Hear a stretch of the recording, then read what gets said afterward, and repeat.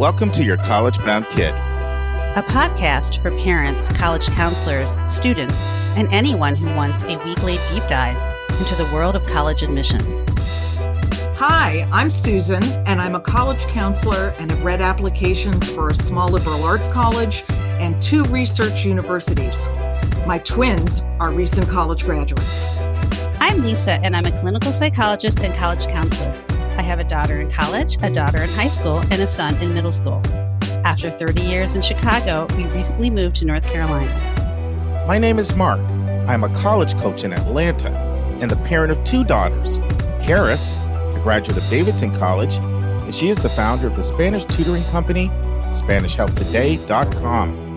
And Joy has a bachelor's degree from the University of Georgia and a master's degree from North Carolina State University.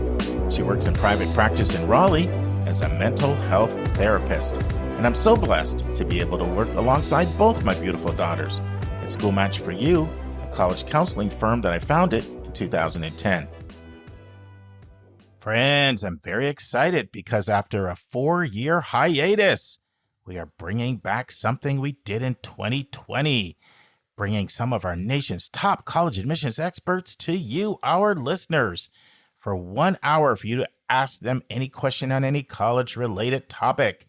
And we're just 4 days away from you being able to ask Gil Villanueva any question you have. And if you don't have any questions, come listen to what questions other YCBK listeners have for Gil. Gil has over 30 years experience at 5 institutions on the West Coast, in New England, in the Mid-Atlantic, and in the South. And he also has a great sense of humor. He affectionately dubbed himself the Bald Asian Dude. Students, parents, college counselors, and educators are welcome to come. Just go to yourcollegeboundkid.com, click the events tab, and fill in the form. It takes less than 30 seconds. And look for a Zoom link over the weekend that you'll receive in the email you listed. The session will be Monday, March 3rd at 6:30 Pacific, 7:30 Mountain, 8:30 Central, and 9:30 Eastern. Now let's dive into our episode. This week in the news, Matt Bonser, the Director of Admissions at Colorado College and one of the nation's foremost experts on the gap year, continues to answer every question I could think of about the gap year. For a question from a listener, Amanda from Texas wants us to comment on an article that is questioning the value of the 4-year college degree. And Dr. Lisa Ruff will join me for that discussion. I continue to interview Nora and Hannah, 2 ScholarMatch counselors, and they answer questions about ScholarMatch. ScholarMatch reached out to us, having identified our in-depth podcast as a great way for them to recruit listeners who want to be trained to provide college counseling for 1 or 2 gifted and talented under-resourced students. In fact, just this week, a listener asked me, if I sign up for this, would it help me if I want to help other low-income students who are not ScholarMatch students? And the answer is yes. They will be giving you some training that's transferable to helping other students outside of ScholarMatch. We have a brand new spotlight. Kevin Newton is back, our international specialist, and he's breaking down the most popular school outside of North America from my college counseling experience, St. Andrews University in Scotland, a university that is over 600 years old. That's right, 600 years old, over 200 years older than any American university. Friends, if you missed part 1 of my interview with Matt Bonser, I hope you go back and listen. But this week it's part 2 of 3, and Matt talks about how a student can find out the gap year policy for each college a student is looking at. Matt talks about multi-year gap requests. Matt talks about 2 more reasons why students request a gap year. Matt talks about the reasons why a school may request a gap year. Matt talks about what percentage of the time do they reject a gap year request. Matt talks about why Colorado College likes gap years so much. Matt answers the question, can a gap year request ever help a student on the fence gain admittance to Colorado College? Matt talks about what commitment a student is making back to the college when they accept a gap year. Matt talks about what happens if a student decides during their gap year experience that they no longer want to come to Colorado College. Matt talks about how he would handle it if a student started applying to other colleges after they had approved a gap year. Listen and enjoy. As far as someone finding out what their policy of their school is, if they don't proactively send out, do you recommend just like Google the name of the school and say gap year, and then it should be somewhere on the website? Or is there another option if a school's not proactively reaching out to a student like you guys are and informing them of their options?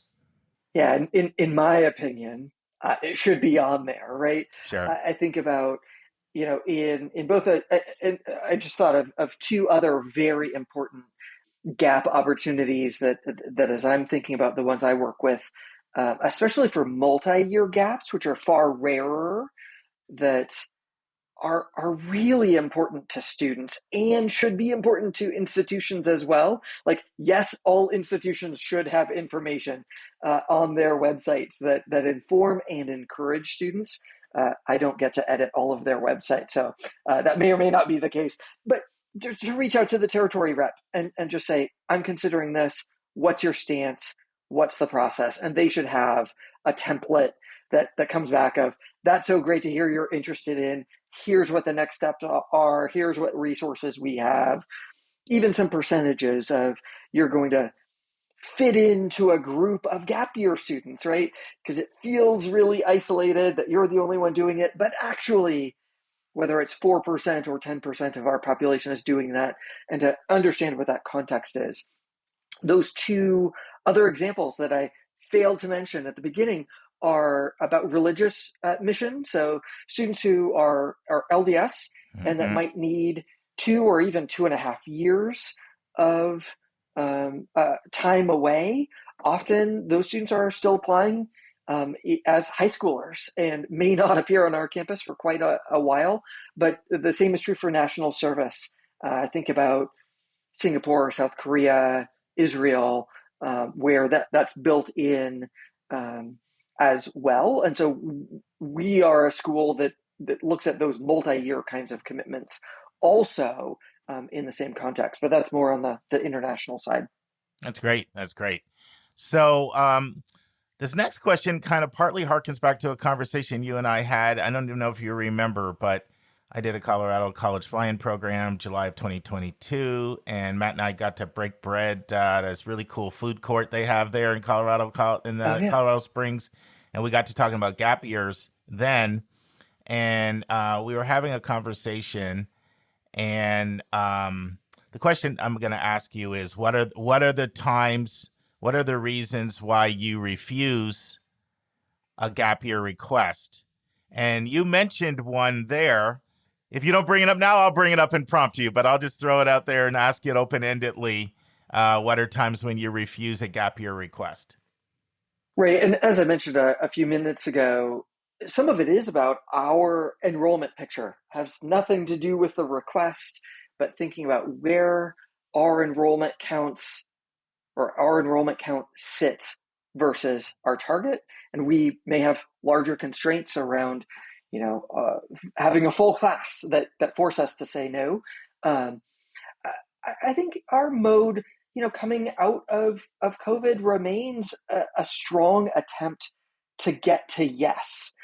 And yet there may be some back and forth with a student about what they really plan to do and how long they need to do it, right? Because I think the default is, as we started this conversation, is I'm asking for a gap year because that's what I know exists, right? I know every school starts students in August or September of every year. And so if I'm going to lag my enrollment, I can do that by a year. And so I might come back to a student in reviewing their plan and say, do you really need a full year to do that? Or would you prefer actually to start in January? Because they may not know that we have the option of just doing a gap semester. So that's a sort of a soft no of, are you really sure that that's what you want? And then I think it's really a conversation about a plan or formulation. We will get some submissions that are light on the details. Mm-hmm. And I will push back against that to say, what do you really have lined up? How committed are you to this? sort of, are you winging it? I'm thinking about that film project. I might want to know a little bit more. Is there some structure there? Is there an outcome? Is there a timeline in mind? Mm-hmm. So I feel like students have a robust plan for how they're going to spend their time. And being loose is okay to an extent, but I want to make sure that they're going to use that time well. And I might recommend some additional structures outside of CC, right? Because we have very light advising to students while they're on a gap year. We sort of set them free to do amazing things. We hope for postcards from time to time, but that's about it. We might then recommend some other formal programs like a Global Citizen Year or other kinds of options that can create a reflective layer for students to navigate that year a little bit better, we think. Maybe not as a requirement, but there's some pushback here and there. Yep. So one was, hey, it's got to work for us too. We've got enrollment targets Sure. and goals. It needs to work for us in our planning and our budget. Another is if the details are thin, but with that, it's more of a pushback seeking greater clarity before you just make a decisive rejection decision. The one that you mentioned we were talking about is sometimes people say they want to take a gap year to work to save up and have enough money to go to CC. Do you remember? I don't know, does that strike a remind you of that? Yes, I do. Yeah. And I was actually thinking about that as I walked into the office this morning, that is a concern. And I think work can be a really valuable experience as part of a gap year. I think, though, when students list their primary objective as work, especially to be able to afford it, that reveals to me a gap. And as a school that seeks to meet need and, yes, has student and family contributions toward the education, I'm not always convinced that somebody brand new out of high school is going to be able to make enough money to really be comfortable when they arrive, especially knowing that those resources will be tapped a couple of years later as we assess student resources year in and year out in terms of assessing need eligibility. And so their aid may actually go down 2 years later. And so that is a concern and reveals a gap between student and family expectations and what our financial aid has been able to offer. And so that may be a different conversation around affordability beyond gap. Yeah, so great point. Yeah, and you were really explicit in our conversation. You were not diminishing the value of work. It was in the context of, I need to be able to work to be able to afford CC, as opposed to, hey, I've got this really unique opportunity to do something, that you really made that differentiation, in our conversation. Right. Yeah. So around what percentage of the time would you say you do not accept a request? Just, not asking for scientific facts, but you probably got a good anecdotal radar there, doing it for being over the program for 10 years or so.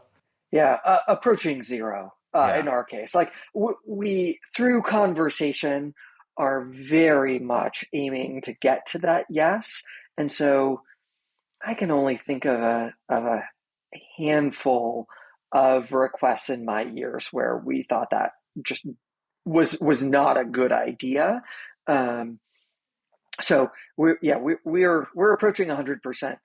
Yes, even as the time span or the plan may shift through that conversation, ultimately we're getting to an approval in the vast majority of cases. So that obviously leads to a natural follow-up, and I think it's been implicit throughout this whole conversation so far, is that you see value to gap years, whether it's your own son exploring them, right, or you proactively reaching out, or close to zero in terms of rejection. So I'm just going to throw it out there, like, what is it that you like about a gap year? What is the reason why you're most of the time going to approve them? What is, how, from a standpoint of like, how it benefits CC? Mm-hmm.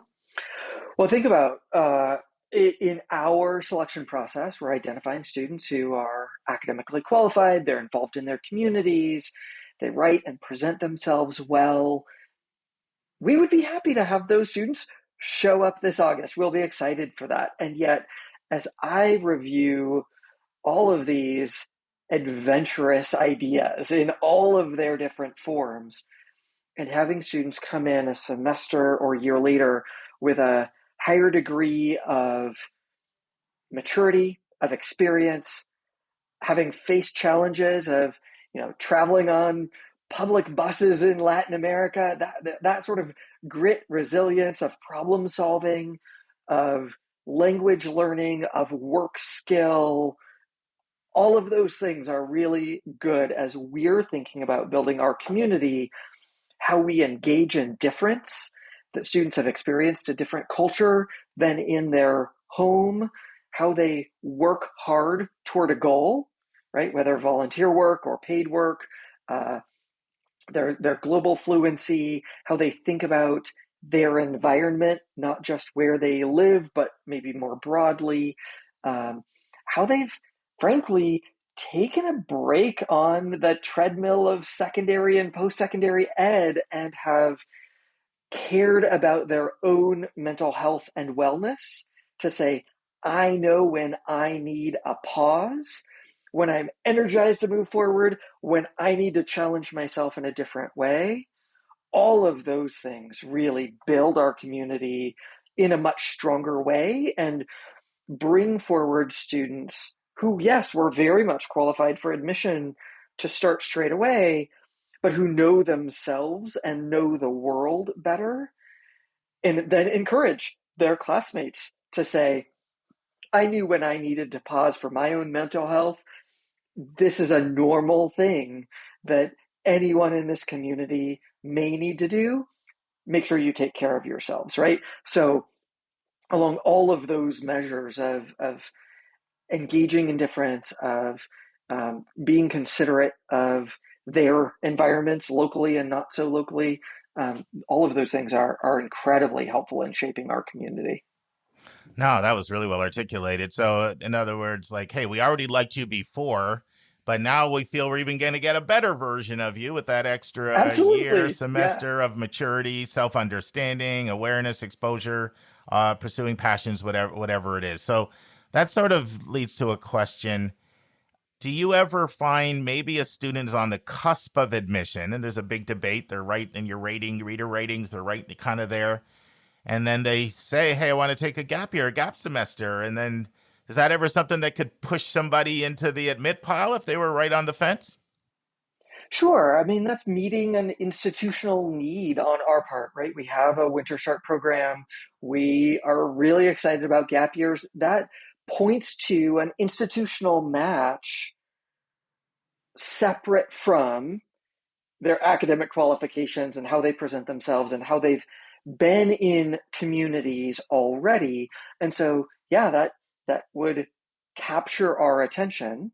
Sometimes that's in the initial application. I would say that's more often through our defer process and through the wait list, right? As students opt in for further consideration in either of those rounds, we ask for a little bit more information of students about their first, second, and third choice entry options.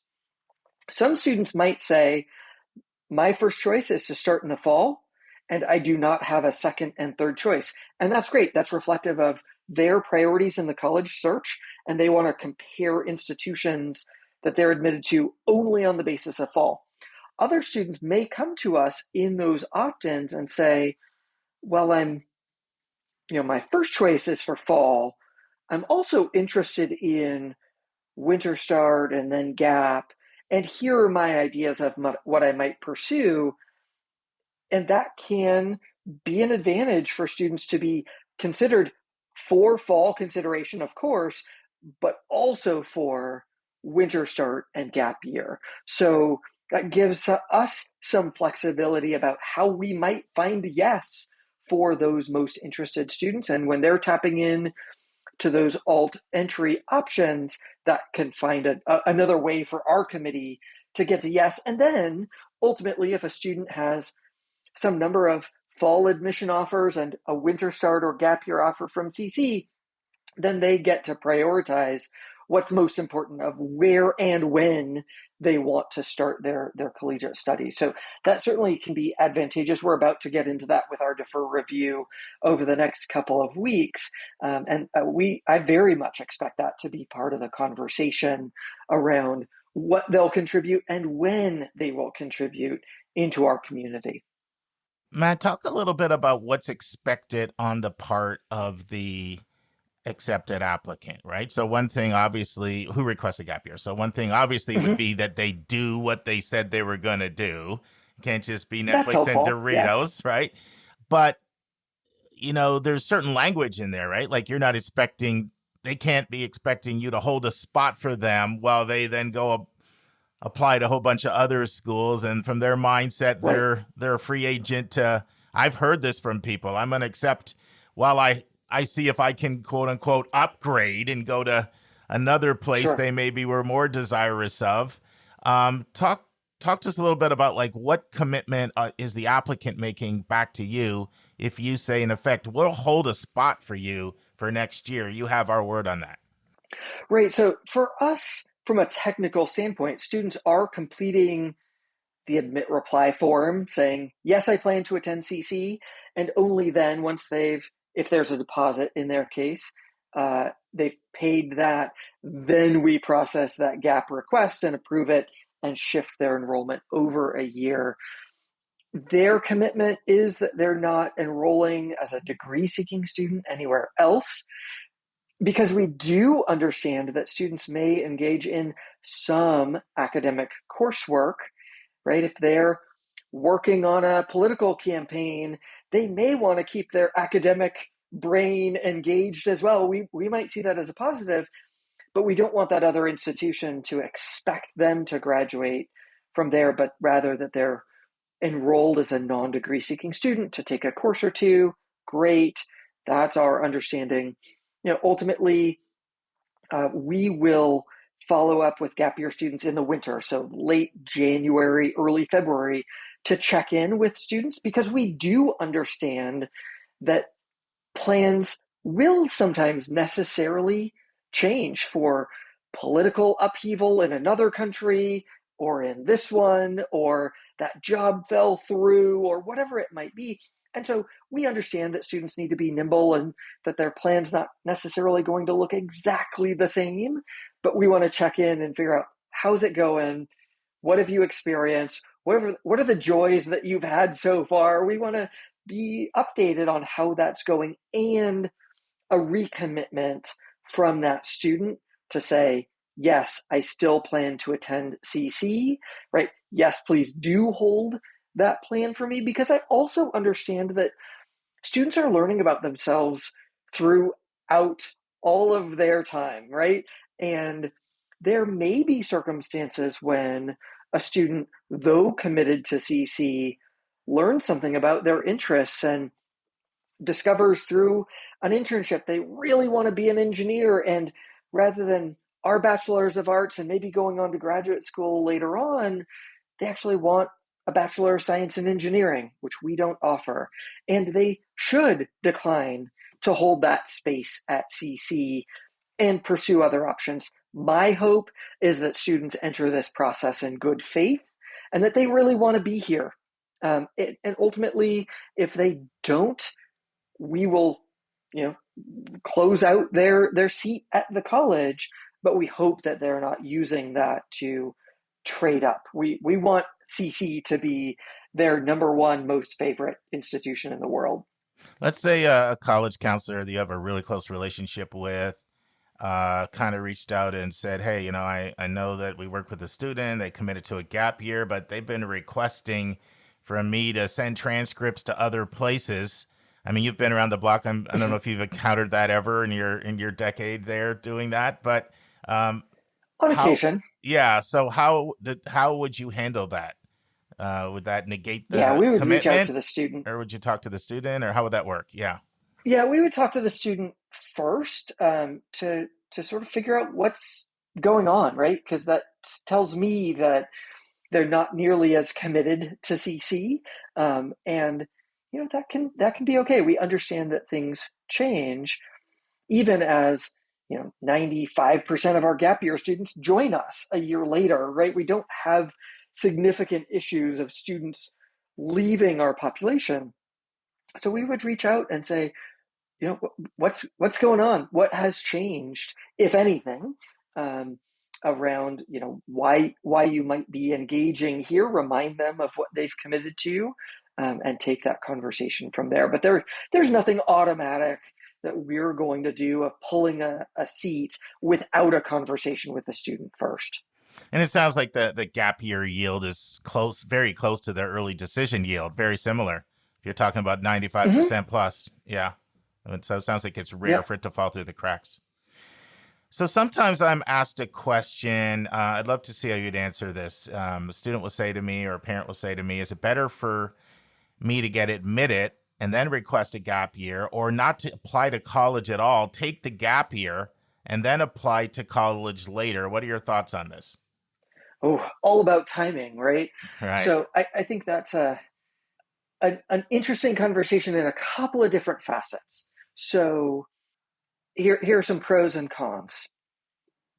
A student who's currently in high school has that physical, in-person support of their school community. So thinking about needing a counselor evaluation, needing teacher recommendations, maybe that English teacher who's willing to, read over a personal statement. That's all built in while a student is still in school. And so prepping all of those materials while the student is still physically proximate is really helpful. When a student is now graduated, if they didn't apply to college, they take their gap year, now they're reaching back to their secondary school, and the counselor, memory fades over time, may not have as much rich detail. That one teacher that you wanted a recommendation from may not be at that school anymore. And so it takes a little bit more work to connect back in to the community when you're no longer physically showing up every day. And so that can work, but it can be a little bit more challenging.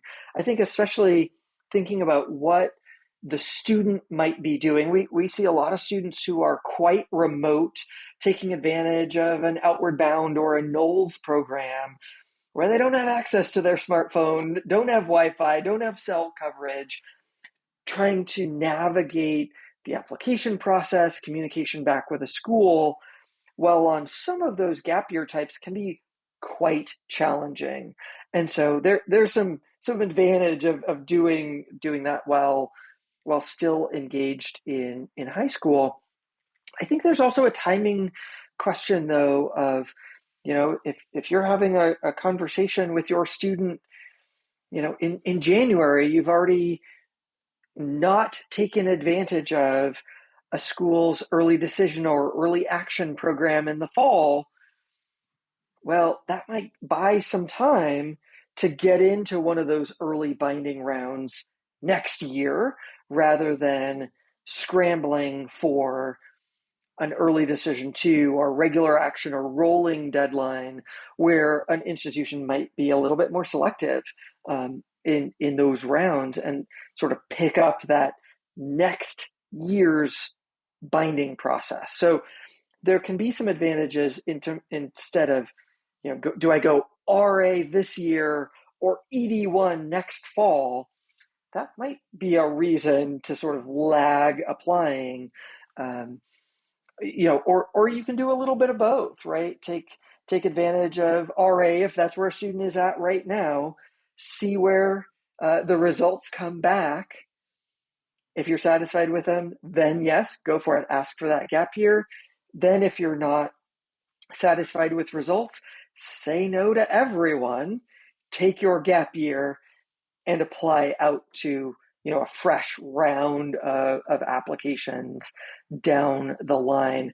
But yeah, there are some trade-offs. I guess I would say, students' development of how they know themselves rapidly evolves over a span of months. I'm watching this with my senior, and some students will be far more directed in what they want and really drive their own process forward a year later in a way that they might be just a little bit lackadaisical as a senior in high school. So, it depends on the student, depends on where they're at in their college search, and what they might be taking advantage of next year that creates that clarity of where they want to arrive for their post-secondary options. Friends, this concludes part 2 of my interview with Matt Bonser on the gap year. We hope you join us next week for the final part. And remember, you can always listen to the full interview in its entirety at yourcollegeboundkid.com under the interview tab. And now it's time for a question from one of our listeners.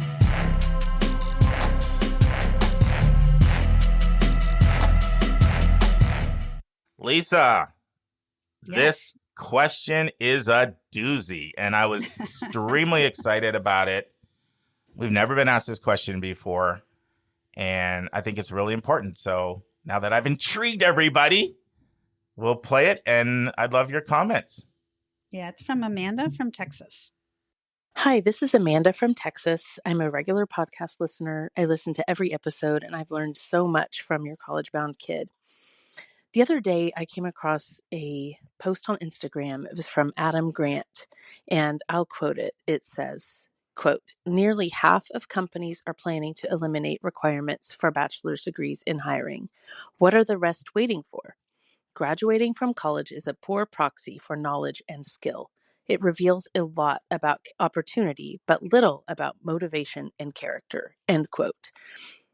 I have a lot of thoughts myself on this, but I just was really interested to hear what you guys, Mark and some of the other co-hosts, might think about this. Thanks so much.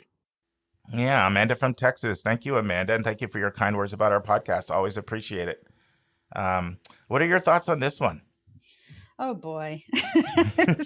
Oh, this is going to be I think this is what I would say. On the face of it, many companies and governments are planning to eliminate bachelor's degrees as requirements. I don't know that really means that people shouldn't go to college, because college does not indicate anything about skills or character, basically, or qualifications for a job. So I think the issue is way more complicated than Mr. Grant presents in his quote. Because even though a lot of places say they don't require bachelor's degrees, they often have a preference for them. And they, and frankly, many jobs need 4 years of training of some sort or the other. So I guess I would say that, there's a lot of benefits that we know about from having a college degree. College graduates make more than $1 million in their lifetime, typically, than non-college graduates. And they also usually live longer, have better access to health care. And so I think that's not nothing. Making $1 million more and living longer, those are pretty significant things to me. So I think discouraging people from going to college is probably not the right move. Do I think college is for everyone? Probably not.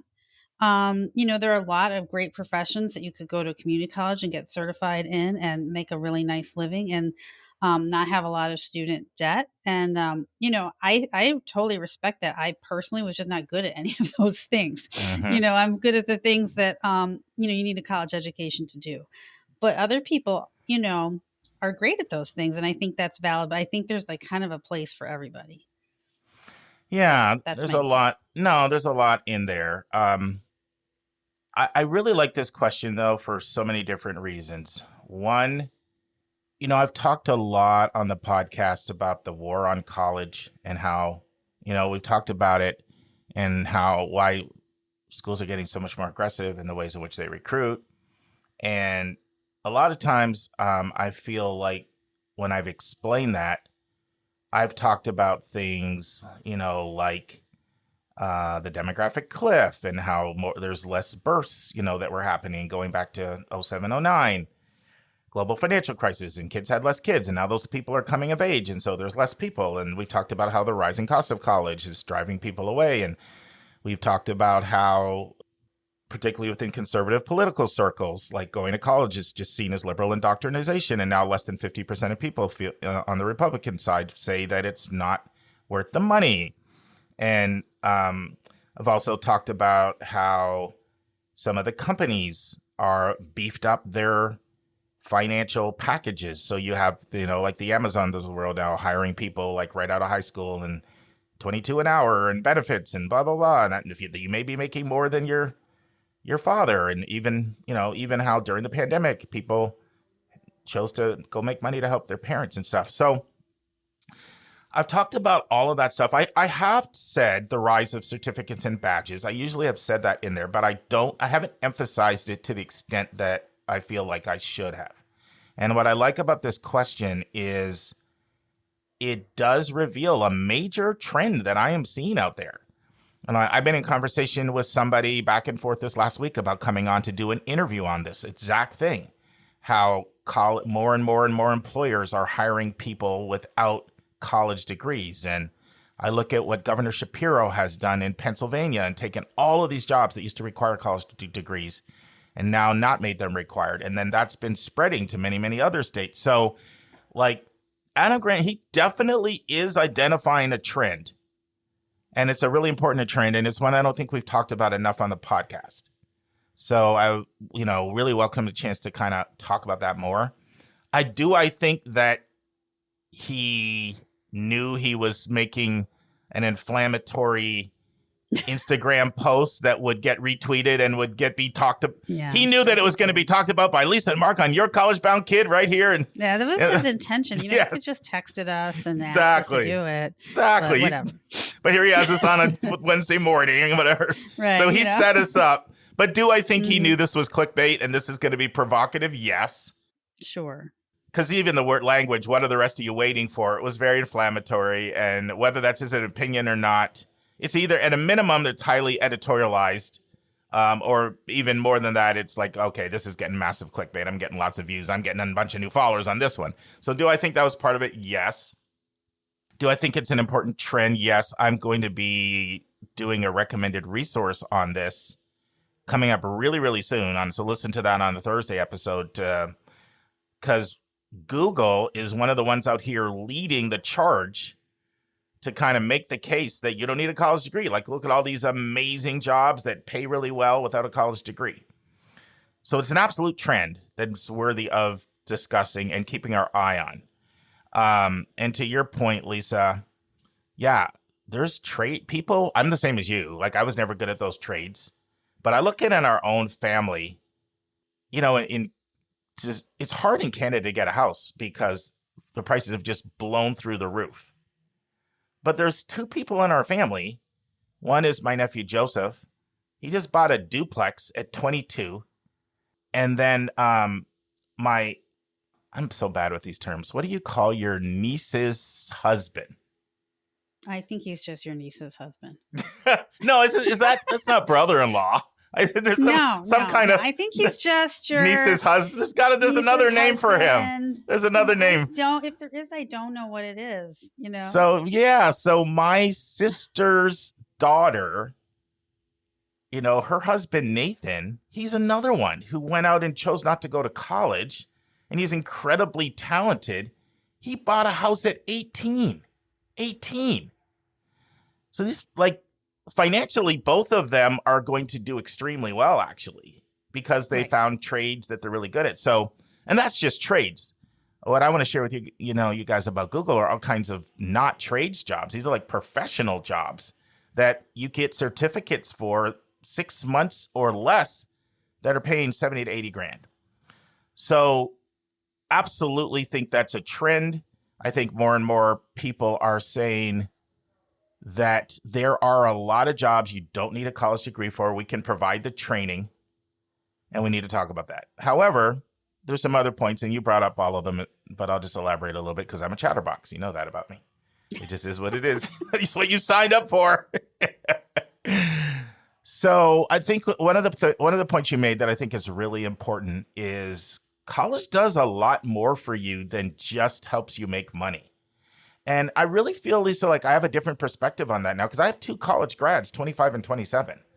And I've seen how college helped them tremendously. They would both say college was life transformative for them. And that's not with any correlation to like income jobs. It's like how they got to know themselves more.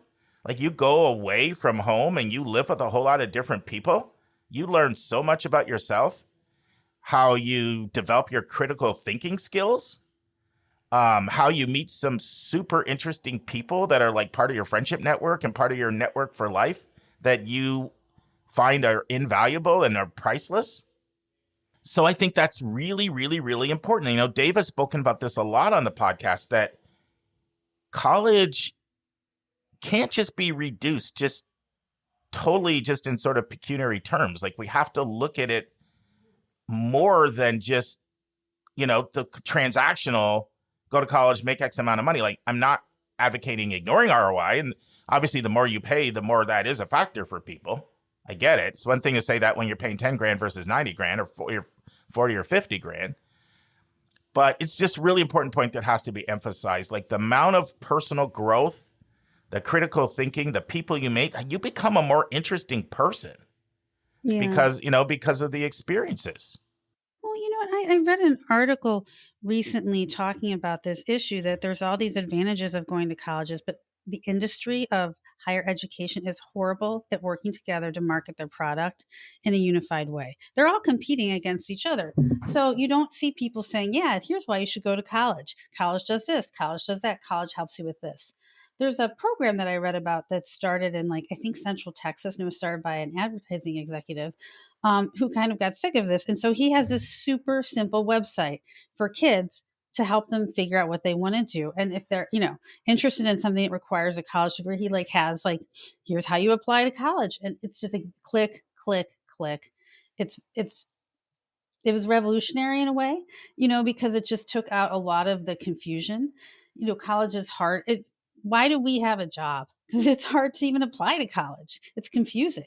Sure. So there's a lot that the education system does that I think, it doesn't emphasize what it offers. Of course, critical thinking is important. And obviously, we are going to have to develop a lot of technologies that are going to require a lot of advanced math, knowledge of computer sciences, biology, medicine, and someone's got to write all about that. So, that there's your liberal arts, and to understand and disseminate that it's important for society and it's important for individual people. But education isn't going out there and explaining that. They're just waiting for people to come to them, and I think this advertising example, it's I've never seen an industry that doesn't have the Dairy Council or, the Orange Growers Association, where they're working together to say oranges are great. They have so much vitamin C. You should get some oranges.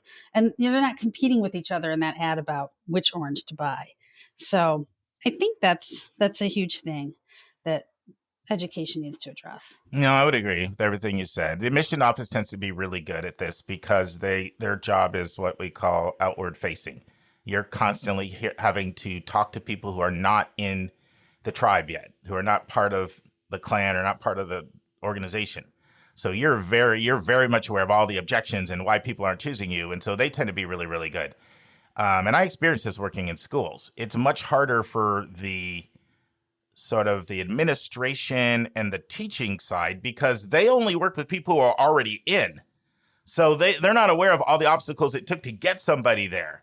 So there can be decisions that are made there, that are not always conducive to marketing your, and we're still at the point where the word marketing is a really bad word in a lot of education circles. That's seen as slippery and slimy and slick at Madison Avenue, blah, blah, blah. And that's still, that's how it used to be in education. And that used to even be how it was in admission offices.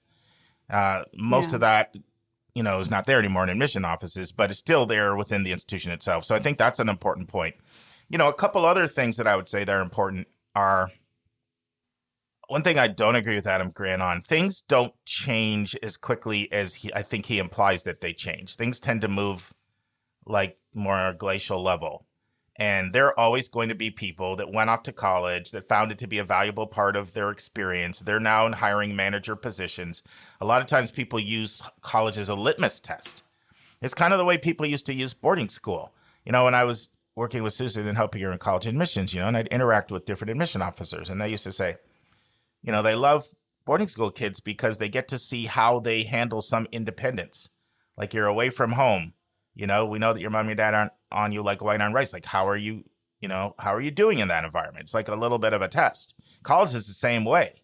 Like, a lot of times it is seen as a test. And sometimes that test may not be all this knowledge. It may just be, did you persevere? Like, did you persevere? Did you quit when it got rough?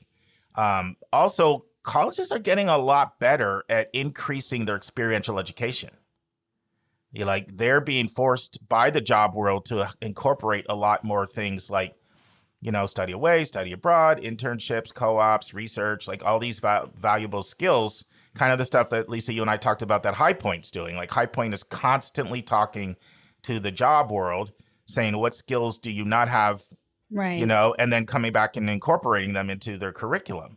Like, more and more and more of that is happening too, which tends to make people more valuable. And then the other thing that I would say is that there's certain jobs that are conducive to what Adam Grant is talking about. There's jobs where you could get 3 to 6 months of technical training, and they can train the rest of you on the job because so many things are changing. But then there's other jobs that really do require more, like they just do. If I don't see people hiring like engineers and architects and nurses and sure, you could go through like becoming an LPN and then an RN and a BSN. You could go along that pathway for a nurse, but there's certain things you just need to have a certain amount of skill set and content that isn't conducive to these 3 to 6 month certificates. So that works for certain things. There's certainly a lot of jobs in tech that are really good jobs in tech. I'm not trying to pretend they're not. But I just think that it's not a one size fits all. Like, there will always be some jobs that are going to require more than what you can just get through one of these 1 to 6 month certificate or badge programs. Right. Yeah. I remember listening to a podcast, and it was talking about how there was a designer at Nike, and he was not happy with the way that people were being designed to train shoes. So he went to a local college and they designed a program that was like 18 months long, where he was like, I want him to know this skill, that skill, this other skill. And like, by retrofitting the training to the job, the graduates were extremely competent kind of right away. Because they had this really focused training. And I think that probably like High Point is kind of trying to do that. And that's probably something that other institutions need to do as well, because they're not responding to what employers are looking for always. They're sort of, it's an institution, there's bureaucracy. If people are set in their ways, it's hard to change and be flexible like that. But I do think that would help colleges and higher education stay afloat, And you're going to see, we've seen some innovation, and we're going to see more of it. We've seen the rise of the 3-year degree. You're going to see more of the 3-year degree. We're also going to see much more hybrid stuff between online and in person, which can reduce cost. And so college, I do believe, will innovate in ways that I don't believe the current model of price increases is really sustainable for large numbers of people. Like, I think one of the things that I could see happening, the elite schools are always going to be the elite schools. And I'm not just talking about just 30 to 50 schools. There's always going to be a demand for residential education going away and paying at a premium, because there's going to be enough people, parents, they're going to feel like that was transformative in my life. And I want that. For me, it was really transformative. So I really want my kids to have that experience. Fortunately, they wanted to have it. So it was something that was valuable for me, and that's something I'm willing to pay for. And that's something a lot of employer hiring managers will also feel. So right. I do see that that's not going away, but I can see a world where, like, some of the more expensive schools that are out there is seen more as not something that, oh, by all means, you need to do that for your kid if possible, but it could be something that is seen for members of a certain social class more and more. Well, yeah. The other hand is the wealthiest of the schools. They actually have the endowment to be able to attract socioeconomic diversity. It's more sort of like schools like Elon that that I think can get squeezed, where they don't have the $1 billion endowment to be able to bring in kids from all over without everybody paying a good chunk. And so everybody, Yes. almost Yeah. everybody that's there is paying like 35 plus. And if you can't pay like 35 to 40 plus, then probably can't make the finances work. I think you're going to see a lot more of that kind of model out there over time. But that's just me speculating, just my conjecture. I could be wrong as two left shoes. I've never heard that expression before. I'm sorry. I knew I would make you laugh if I said it, and I'd like to try it out on you online. And it worked. I put a smile on Lisa's face today. Yeah, and I know there's like, as you mentioned in the beginning, there is, sort of a conservative backlash to college because they feel like colleges are too liberal. Yeah. And I feel like in some, maybe that's true. Maybe it isn't. But then the baby's getting thrown out with the bathwater because even if there's a liberal, bent on campus, there's still people learning physics and I think a relatively political free environment, and there's a lot of other things that are great about college and critical thinking and being able to understand research studies so that you can make informed decisions about your life and critical thinking to be able to understand if somebody is making an argument that is correct or one that you want to listen to. Those are really important skills. And I just don't know, like maybe the conservative movement doesn't really like people to do that because it would make them more prone to find some holes in their argument. And we know that the more educated you are, the less likely you are to vote for Donald Trump, for instance. So, there's probably a really complicated set of factors there. Yeah, I think there's truth to both sides. I think everything you said has truth, but I also think there are sort of, and you know me, I'm pretty progressive, but there are some progressive places that are, I've talked about this, that are intolerant and they're not open to other views. And so I think there's truth on both sides on that point. But I also really know that people do look for people like themselves. And a lot of these hiring managers will have valued college and they'll like that as a litmus test. And the other thing that I wanted to say we haven't brought up, this is something you'll notice in general, that the pendulum tends to swing. And right now we're in a time when the labor market is really, really tight and unemployment rates are really, really low. And so in the same way where colleges are trying to be resourceful with all these different things, whether it's 3-year degrees or more online or aggressively using ED incentives, whatever, trying as hard as they can to, or, deploying regionals around the country and work different markets and all the other strategies they're doing. Employers are doing the same thing right now because we're in this really, really tight labor market. That's why, I was listening to a Wall Street analyst talking about how wealthy Republicans, the Wall Street types, they don't like the conservative view on immigration because they're like, we need more laborers over here. Right. We need more weight, we can't get enough. And some of the jobs we need people for, some Americans don't want to do. So right now we're in this really tight labor market.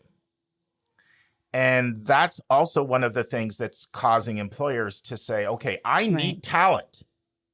I need talent. And so if I can get someone that doesn't have a college degree and train them, that's better than I need warm bodies to fill roles, right? But that can change when the pendulum swings, and not to create a more Pandora's box and open up more questions than were answered. But I've been trying to follow a little bit of this AI stuff just because I'm not really the sci-fi type and all that, but I kind of invest in that area. I'm kind of into investments. And so like NVIDIA and Wait, AMD. So you won't use it, but you buy stock in it. Okay. That's interesting. Go on. No, I'm doing my little chat GPT over here, just fooling around with it. I haven't taken up the subscription plan yet, although I hear it's good. But I bring it up in the sense that one of the things that looks like AI is going to do, and we've seen this for a while, is automation can replace human beings. As businesses, going all the way back, there used to be people that used to fill the gas tanks up at gas stations, and then you got self-service. And I know that one of the main places we do our grocery shopping, like first they tried out that little self-checkout line, and now there's more self-checkout lines and full service lines. Like that's just, right. That's a basic example that I think everybody can relate to. But that's one of the controversies that's going on right now. Like let's say, for example, everybody that I follow thinks at some point we are going to have self-driving and automated cars. Like how, whether that's 10 years away or 5, or 3, that's like controversial, but that's going to replace a whole bunch of people potentially. Right. And so that can change things too, right? So right now we're in this place where it's really hard for people to find employees. So like they're happy to take someone without their credentials. But as you move in, as society changes, jobs change. One of the fascinating things to look up is what are like the 10 most common jobs now. A lot of them are jobs that didn't even exist. I mean, I've talked to you about this before, Lisa, just the idea of being a private college coach. Like when I first started doing this, the majority of the people that I met would say, I didn't even know something like that even exists. Right. Now it's like, oh, let me talk to the 3 other people that I have lined up after you. So like things change, new jobs come in, and that's also a factor. Yeah, even my job as a therapist could be replaced. I guess I saw something where they're making a app for teens where it gives them therapy through AI, and you talk to a llama. And I'm like, that's just great. Going to get beat out by the llama, All those years of surviving University of Chicago and Northwestern. And 2 years of post-grad at Michigan. All the business. So yeah, we were always saying that in my house. Well, did you ask the llama? But yeah, we don't know what's going to happen. And obviously our current job market is, one way, and then in the future, things change, right? That's the one thing we can be confident in, is that things change. So, and I do think that, you can be very smart and not have college degree. Neither one of my parents I grew up, they didn't have college degrees. My brother was the first one in our family to get a college degree. So, I totally get that, but I also see what it's done for our family to have had them too over time, Yeah. So. Yeah, but great question. Thank you, Amanda. I think this was one of the most thought-provocative questions that we've had sent in, and it really led to a really good, robust discussion. And I think we covered a lot of angles on it, Lisa. Yeah. Well, I'm not all of them, I'm sure, but at least we got a good starting point, and we'll see what the llama says. Yeah, we can always come back for part 2. Thanks, Amanda. And let us know if you want either Lewis Newman's book on thinking critically about college or Elliot Felix's book on 127 ways to be successful when you're in college, and we'll get that book out to you. So thank you. Thank you, Amanda. And now this week's interview with a special guest.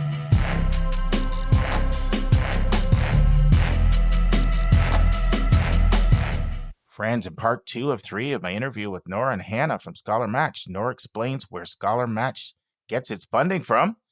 I asked Hannah and Nora about additional training that is provided, and I asked them 2 really tough questions to see where a coach would go if they didn't know the answer to tough questions like the ones I pose. Nora and Hannah go into more detail about the background and demographics of the college coaches that volunteer for ScholarMatch. Hannah and Nora explain why they keep volunteering over and over, and they explain why they find being a college coach with ScholarMatch so fulfilling.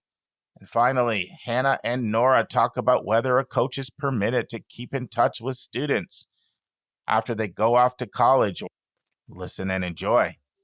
Talk to me a little bit more about how you select your coaches.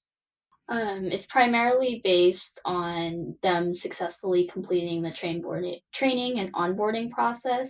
There's a background check, so that will take a couple of days after you've entered that information. The training modules take a few hours from what I remember. The applications for the spring recruitment cycle open on March 1st and will close on the 31st. And then matching with students will begin in spring and continue through summer and fall. And where does ScholarMatch get its funding from?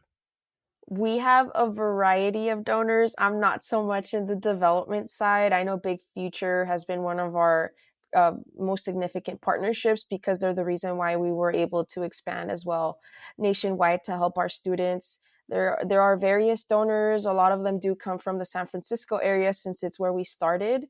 And also I know we have some anonymous donors as well that, help us further our mission. And we do start little campaigns, small campaigns throughout the year.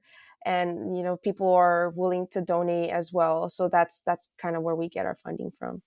So once a college coach is selected, what support do they receive if they feel like, gee, I need more training, or I'm not sure how to handle some difficult situations I'm encountering? There's monthly webinars on a variety of topics that help you stay on top of what's important that month. For example, if FAFSA is about to come out, or CSS profile, those are both different forms of financial aid applications. You can learn about the ins and outs of those in the various webinars, and also other topics that are relevant by month. There's informal coffee chats, such as the Zoom talks, where you can talk with other coaches and bring up situations that you have with your student to get help. There's also a private LinkedIn group and the opportunity to connect with other coaches one-on-one through a varsity coach gallery. I'm a varsity coach, and so with that, I basically just list different topics that I consider myself to be experienced in. And so I've had people reach out to me via email asking, for example, what the advantage is to submitting FAFSA earlier versus later. Yeah. Yeah, and we had our coach coffee chat last month, and Hannah was one of the varsity coaches that was there. We tried to incorporate our varsity coaches. That way, our coaches feel supported and see themselves within those coach coffee chats. And Hannah did an amazing job. It really got our coaches motivated to ask their questions. So that's one of the great resources that we have. We started it not too long ago. So I believe it's one of the greater resources that we have for our coaches to be able to hop on these calls and ask any questions that they have. So let's say a coach is working with a student, and then all of a sudden the student says, I think I want to play soccer in college.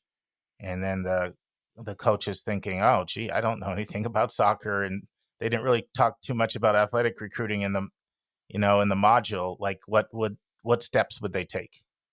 ScholarMatch is building a list of documents for all of these types of specific situations. I know that there is one specifically for NCAA recruiting or college sport recruiting. And there should also be resources, if not there, then asking a college coach about those who might be interested in sports, but not varsity sports. Yeah. Students always keep us on our toes, for sure. You'll never be you'll never have experienced everything that your student has experienced. And so we all need to reach out for help at some point. Yeah. And this is something that we want to really make clear, and just let our coaches know that we're here to support them. I know that this is often something that our coaches have not an issue with, but I feel like they might be afraid to reach out, or they might not feel qualified. I know for me at first it was like that imposter syndrome feeling of like, oh, do I really know what I'm doing? But I want the coaches, new incoming volunteers, to know that we're here to support them. This is our job and what we do, answer those questions. And it happens often when we get coaches that tell us like, hey, my student needs help with this and I don't know what to do. And that's also a reason why we do have that varsity coach gallery. So our coaches are on there listed. They have their expertise on there. We do have coaches who have experience with athletic recruitment. So they list their email, you reach out to them, and they are more than willing to answer your questions. And like I said, those informal coach coffee chats that we have are a great support for these coaches. And like I mentioned, they're not alone. We're here to help them. And if we don't know the answer, we'll find somebody who does. All right. I'm going to throw out another trickier one and tell me if the answer is the same. So a college coach is working with a student and they're applying to fairly selective school that requires the CSS profile to be completed in addition to the FAFSA. And it also requires the non-custodial parent profile to be completed. And it's a single mom. And so the coach tells that to the student. And then the student says that my dad says that he won't fill it out. He's not going to complete the form. Is that the kind of thing where there would be a resource for somebody to go to know how to advise that student? I told you I was going to ask a hard difficult, one. it's difficult to have students who only have one parent who's responsive, and I've actually had a student in that situation before. So, well, there again, so if the coach doesn't know exactly what to do, they can reach out to the ScholarMatch resources that we've previously mentioned. For this specific case, historically, FAFSA and CSS profile, you would fill that out to the best of your ability, and then those organizations would reach out to you and want to confirm with you that you truly don't have contact or significant contact with that other parent. And it can be quite a pain for those students to prove that, unfortunately. But it does end up working out. It just takes a little bit of time and energy, or not a little bit, Great. a lot of time and energy. Well, the great news is it sounds like the resources are there within the community to get support in for some of those more complex situations like that. Let's take a break to learn about Mark's recommended resource for the week.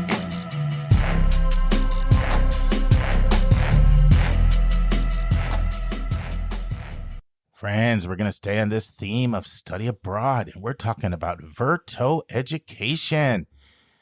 With Verto, you get to start college, travel abroad, and stay on track to still graduate, as they have over 60 different partner colleges.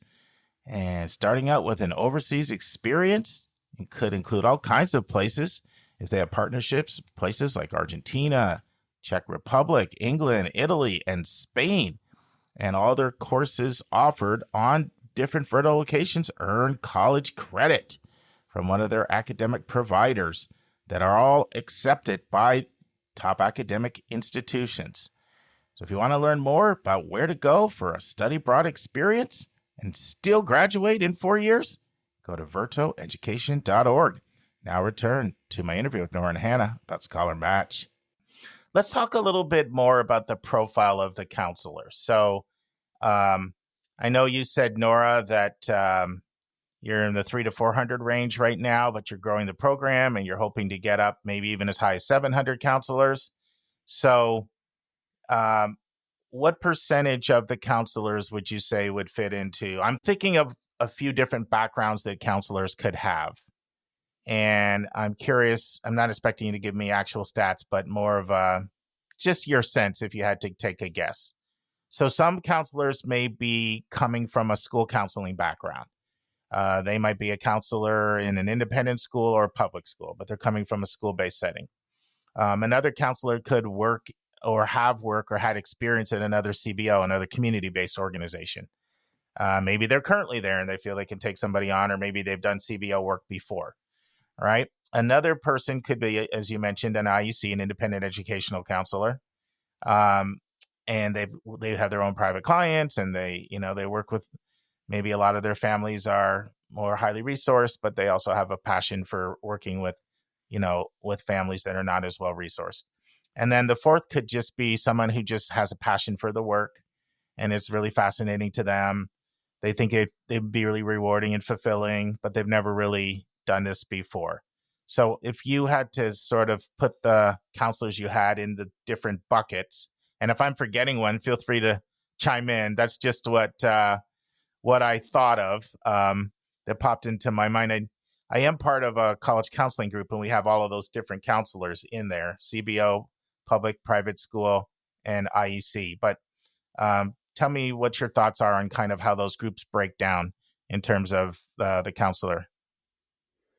Yeah, a majority of our counselors, since they've been with us for years, they come with, that plethora of experience and that background of working with students and navigating through the application process. And I think that's the neat part, that they decide to stick around and keep volunteering with us for years. And so a lot of them do have a lot of expertise. We don't have, I feel like we don't have as much new counselors per se, because a lot of them, like I mentioned, they are returning. I don't know that if that might answer your question. Well, If I probably that's should have answered it more crisply. So I'm thinking of for the new counselors. I think okay. it's great that you said that, though. Basically, what you said to me implicitly was people find it rewarding, and most counselors come back year after year, and the majority of your counselors are returning, and they've been with the program for a while. So I think that's important for our listeners to hear. But I'm particularly thinking of your new counselors that will start. How many of them do you feel are coming from either a school-based background, CBO, brand new into the profession, never done it before, but it sounds fun and exciting, and they just love students and want to help? I don't have an exact percentage because right now a lot of the recruitment that we do is like reaching out to graduate programs, students who are probably seeking that experience of working with our students. That's where a lot of our recruitment goes toward. We're also recruiting in like the WACAC, the Western Association of Counseling, and the IECA. So we do a lot of recruitment in those areas. I am not sure where a lot of them might come. We put them out as well, like on Volunteer Match, like those websites. But we're open to anyone. We more than anything, and like I mentioned, a lot of our coaches do have those years of experience and they stick around. So we do have those coaches that have that background. So they're gonna come from various areas. A lot of them might come from that counseling background more than anything. But if we get someone who has distinct experience, probably not just counseling, we're more than willing for them to join us because we have a significant need. And I want to say something to our listeners because I don't want somebody to have imposter syndrome and to think this would be great, but I don't want to get in there and mess up because I don't know enough and I don't come with all those years of experience. I have had a number of people say to me that they have gone through some in-depth college counseling before. Maybe it was one of the University of California programs, or maybe it was another source, and they got more out of this podcast than they did from those training programs. I've had people say that they hired an IEC before and they got more out of the podcast than they did from the person they paid. So I'm not saying that to toot our own horn. I'm just saying that to say that if this sounds like this is of interest to you, but maybe you're feeling a little bit of imposter syndrome and you're thinking, well, I don't have all those years of experience that Nora's talking about. Like, I don't want to get in there and mess up. We're talking about kids' lives. Like, if you're a regular listener of this podcast, I can assure you that you have a fantastic background to transition into this role if you have a heart for the work. Anything you want to say on that? Hannah, I saw you smiling. Yeah, it's like all of us were new at some point. I remember my first year as a matriculate advisor, and definitely feels like when you get your first student as if it's your first kid, like, oh no, I don't want to mess up with this kid. And then as you go on later in the years, you learn what certain patterns that students have. And so, for example, I don't get offended or take it personally at all, and I'm much better at dealing that with after the student becomes accepted and gets a great financial aid offer. A lot of times you won't hear from them, even though um, some students will want to talk through their different financial aid and college options with you. And so at the end of the day, I'm just thankful that I've been able to help students in this individualized setting that isn't available in a lot of other um, opportunities that might be available to them. Because, yeah, a group setting or um, hearing about different resources, but not knowing how to sift through them, but having that individualized um, advising instead does make a big difference. And what's the part that keeps you coming back, both of you? Nora works for ScholarMatch and she's also a counselor. Hannah is purely a counselor, but also has a background with another CBO. What is it about the work that brings you joy and fulfillment? For me, it's getting to give back to the students that are just like me. I think that's what drew me there in the first place, the first gen piece of it. And I know for me, like, I always wish that I would have had that support. So being able to give these students the support that I wish I had is what's the most rewarding for me. And also seeing, I know that these students seeing someone that comes from their background as well is very inspiring. And They're able to kind of like be open with me. I've worked with undocumented students more than anything. So being able to really resonate with the stories that they share, I come from those kind of backgrounds as well. So being able to have that relationship more than anything, and also seeing where they end up, what they end up doing, and the support was kind of like that jumping board for them to support them through that process. So definitely it's just that the rewarding piece more than anything, being able to give back and see myself in these students too. If a coach wants to stay in touch with a student while they're in college, are they permitted to do that? Yeah. And I don't know if Hannah wants to share her story, but we actually did get a story of a coach whose student went and did a study abroad program. I think it was in Paris. And she was out there as well, and they took a picture together. I know that picture is floating around somewhere, but that's one of like our highlights. Like just getting to see these stories that happen even afterwards. It's so amazing. That's so cute. Personally, I try to reach out to all of the students that I've had over the past 4 years about once a year, just to ask like, hey, how you doing? If you have time, I'd love a response longer than I'm doing well, thanks, if you're able. But if you don't have the time, all good as well. I also like personally have a annual holiday plus year updates newsletter, and so I'll add my students' emails to that as well. And so a lot of times they'll respond and be like, "Oh, Hannah, great to hear from you." I think it's important that even though these students are in a different stage once they've reached college, and I might not have the expertise to help them at their specific school and their specific major as much, just knowing that I still support them. And if there's any way that I can be there for them, it is important to me that they will successfully complete college. And Lisa, who she was originally going to do this interview as a college match coach herself, I know if she was here, she would say that she keeps in touch with her students. And that's one of the parts that she finds very fulfilling about the work, is the ability to stay in touch with students when they're in college. And so, yeah, I can speak for her on that one. Talk to me a little bit about the age of counselors. Like, do you have a decent number of counselors that would be in like their 40s or 50s? Or are most the counselors sort of, or almost all of them, what we might call near peer, meaning young and mid 20s? Mm-hmm. A lot of our coaches are in that 40s, 50s range. That's the trend that I see more than anything, in that age range. We do have a couple that are, in the, what is it, the 20, 30s, 40s. It might vary, but we see a lot more in that 40, 50s range. And I was happy you said that, because our audience is mostly parents of teenage kids themselves. And based on our surveys, the overwhelming majority of our listeners are in their 40s and 50s. So if you would have said something else, I would have been like, no. Yeah, no, I was like, Nora can give a better answer than I can. But on these different chats, I've seen a lot of people who are probably twice my age. So that's great. Friends, this concludes part 2 of 3 of my interview with Hannah and Nora about ScholarMatch.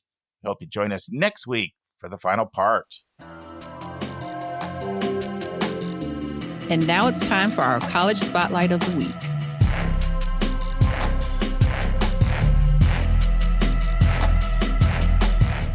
Friends, thrilled to have Kevin Newton back. It's been about a half a year, and I specifically reached out to him and said, Kev, there's so much interest in St. Andrews. Can you come on and do a spotlight for us? And of course, he willingly obliged. How are you, Kevin?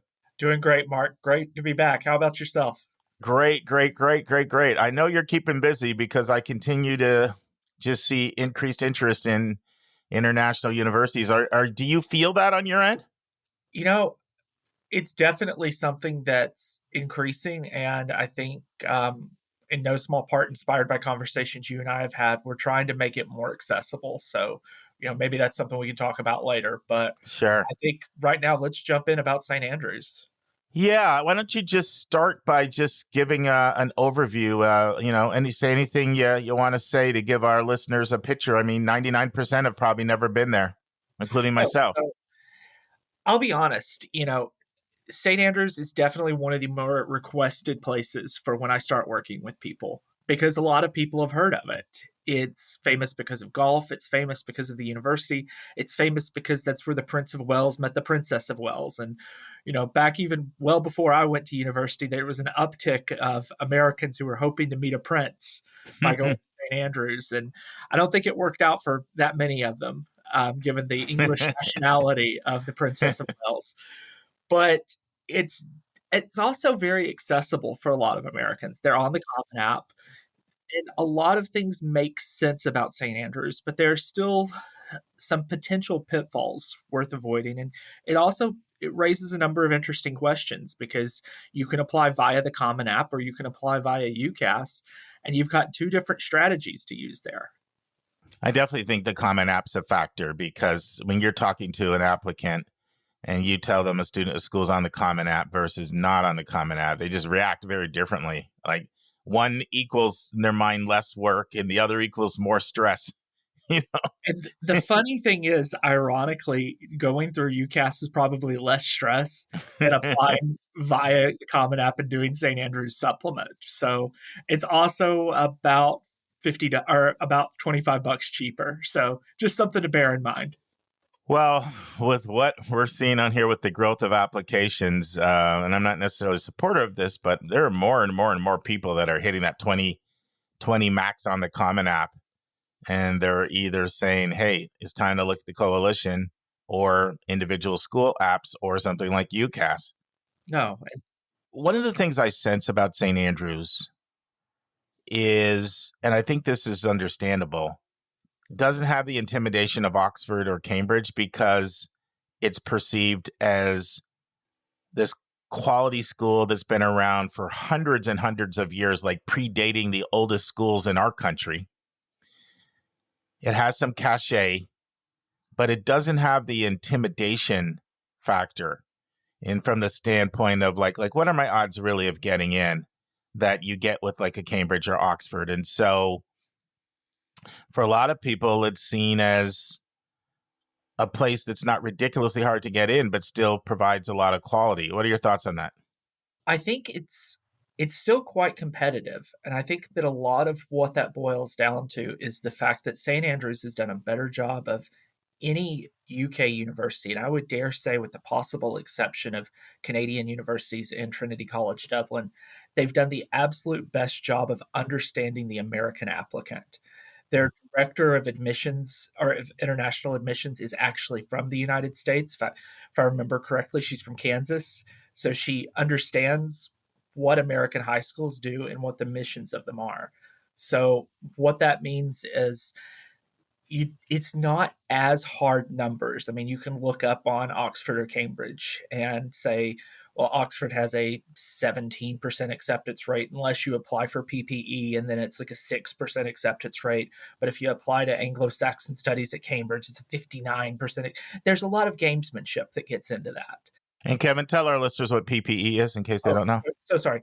Philosophy, politics, and economics. It's not personal protective equipment. That is now a thing of the past pandemic, but it's considered essentially the pre-politics course at Oxford. So if you want to go into politics, you study PPE, or if you want to be an investment banker, you study PPE. I'm chomping at the bit to get into some of these things on difficulty of admission and what they look for and all that. But before we do, can you just give an overview of, basic things like approximately how many students, are there, and what are the reasons that somebody should consider St. Andrews? Like, what are the strengths? Absolutely. It's about the size of UVA. And in a lot of ways, it's quite similar to UVA, although the town of St. Andrews is much smaller than Charlottesville. So it's definitely a prestigious school. It definitely has a lot of history. No one's going to turn their nose up at someone who's went to St. Andrews. It's just not going to happen. Their strengths are really scattered all over the place. There are a few exceptions. They do not have a law school, unlike a lot of other top UK universities. And you can study human rights law at a master's degree level afterwards, but you can't go in and study Scots law or common law. from my end, and I'm probably very biased here, they have one of the most incredible international relations programs in the world. If it's anything dealing with foreign affairs, St. Andrews is going to be in the top 10 globally. Again, my own bias here, they are especially well known for all things regarding the study of Iran and ancient Persia. Uh-oh, we get Kevin down this rabbit trail. It's over. I was actually talking to Beth, their head of international admissions, the other day, and I said, I can't help but tell you have a new master's degree in Iranian studies. And she laughed and said, I wondered how long it would take for you to notice that it's completely online. So, just if anyone's looking for a master's degree out there, it looks really cool. But anyway, especially those traditional subjects of history and things like that, economics. I know, again, and this is drifting a bit more into your territory, they also, for some odd reason, have developed a really close relationship with William and Mary here in the U.S., which, where I went to undergrad, and you can do the joint international honors degrees, which I feel, Mark, you probably are more informed about those than I am. I just know about them in the fact that they exist, and I get the alumni emails from William and Mary saying, look what we're doing. Aren't we awesome? Please give us money. Kev, go back to your comment about the director of admission, Kansas City, and being more American savvy. Like, what does that practically mean? Does that mean that I think you kind of alluded to it, it's not just a numbers driven process, right, and it's probably a little more holistic. Do they also travel over here and as part of the recruitment, or could be a lot of things that you could mean when you say that? Like, put some flesh on those bones. Oh, absolutely. St. Andrews does have for lack of a better term, an amazing ground game here in the United States. They have a number of representatives based both here and in Scotland who work primarily with Americans. As for the holistic admissions, academics are still number one, but it's not that they're just looking at test scores. So, they traditionally get compared a lot to Oxford and Cambridge. They're two very different systems at play here, but you're attracting a lot of the same students. For societal reasons, the students who tend to not get accepted at Oxford or Cambridge, St. Andrews is typically one of their top choices. I'd say one of their top 4 choices, along with places like Durham or Edinburgh, and depending on their field of study, Imperial or LSE. So, but because of that increased knowledge of the American system, they're more willing to look at grades rather than just AP scores or rather than just IB scores. That's not to say that they don't matter, but they understand what an honors class is, what an AP class is, what an advanced class is, and they're willing to put a little bit more emphasis on that. Now, one of the reasons they do this is St. Andrews, along with the other ancient Scottish universities, doesn't throw you quite in the deep end like a lot of English universities do. It's a 4-year program, which is something worth bearing in mind. But your first 2 years are your sub-honors years, where you study about half the time in your course of proposed study, and you take electives for the other half of the time. So you're still getting the same amount of information in your course of study, because your 3rd and 4th years, your honors years, you are focused. But it does lead to a lot more flexibility. St. Andrews does have joint honors where you can study 2 fields. They still need to be somewhat related. You can't, there's a list of exceptions and things like that. It's, I don't want to misquote anything, but I remember I had a student a few years ago who was interested in doing biology and physics, and that was a non-starter at St. Andrews because they were viewed as each field of study was viewed as just too much to combine with the other. But if you wanted to study something, again, showing my own bias, history and Arabic or history and Persian or history and economics, that's something you can typically do. And again, it means that you can diversify your studies.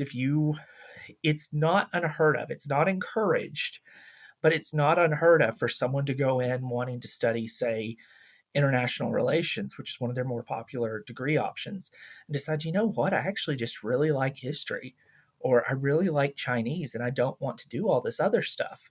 So it's not unheard of. Again, it's not officially sanctioned or encouraged, rather, but there is some flexibility there, as well as with other Scottish universities, that you don't find in, say, University College London or the University of Manchester for a lot of fields. Couple questions. Do they pursue other countries in their recruitment like they do over here? Is that more of a U.S. thing? Or are they also, hey, they're working Canada, and they're working other parts of Europe or even other continents? I mean, I'll do one question at a time. Let's start with that one. They're definitely one of the more global universities in the UK, and they really strive to have a diverse student body with regards to that, which again, one of the things I'm constantly warning my students about is if you've got this idea that St. Andrews is going to be this very cosmopolitan place in student makeup, absolutely, but it's a small town. And when you're talking to someone from the Bay Area or from Manhattan or greater Washington, D.C., I think that kind of does get lost at just how small of a town St. Andrews is. My joke is that there's a movie theater that shows last summer's films and a Tesco's that sells half-stale Krispy Kreme donuts that are shipped in from Edinburgh the night before. There is a bus that connects with downtown Edinburgh that takes about 45 minutes or an hour, but other than the university and the golf course and a random castle that's about a 10-minute drive away, St. Andrews is incredibly isolated. And for some students, they absolutely thrive with that because it's a chance to just zone out and focus on their studies. For other students, that is absolutely debilitating and miserable. So it is something. Well, you and I worked together with a student, and that was a concern that they had of St. Andrews was didn't know if they could deal with the isolation. Exactly. Yeah. So, Kev, I know you're Mr. World Traveler. I'm sure you probably haven't missed an opportunity to get there. Have you been there or have you not? And if you have, what were your impressions when you were there? So I've been there and I thoroughly enjoyed it. It's definitely, and I went in the dead of winter. So I kind of stacked the deck against St. Andrews. And it's definitely the sort of place where, again, if you're looking to disappear, it's a great place to do it. And, you've got around 10,000 students, including grad students. So it's probably quite a bit smaller than UVA, actually. I remember back before the Commonwealth of Virginia started really increasing their student counts. I remember when UVA was 13,000 students. So, that was a while ago. That was, I imagine that was a little bit of time ago. I went to William and Mary when it was 5,000 students. Wow. So that tells you something. But it's an incredibly diverse place. You've got applicants from most of the countries in the UN. They accept well over 120, 130 different nationalities. And they really do a great job of bringing diversity to Scotland. It's something, without drifting into the politics of the UK, Scotland has traditionally been a bit more accepting of international and an international presence than, say, certain other parts of the UK. And if I can say this as tactfully as possible, it's